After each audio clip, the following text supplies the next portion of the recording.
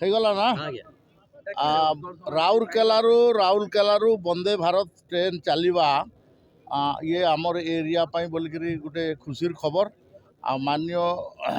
प्रधानमंत्री जी माननीय रेलवे मंत्री जी को मुझे धन्यवाद एवं कृतज्ञता ज्ञापन करुच्ची तत्संगे संगे मु किसी डिमांड भी रखली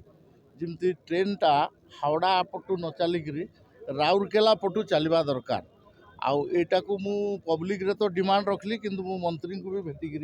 ए बाबद कथबार्ता करी और रेलवे बोर्ड को कन्विन्स करने चेष्टा करी कि से ट्रेन टा को उल्टा चलातु बाकी जो ट्रेन रो समस्या अच्छी से बाबद रे तो मु मझे मझे डिस्कसन करुच्ची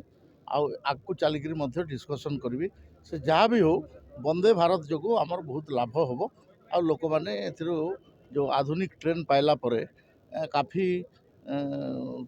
प्रगति रे गोटे सहायक हम बहुत बहुत धन्यवाद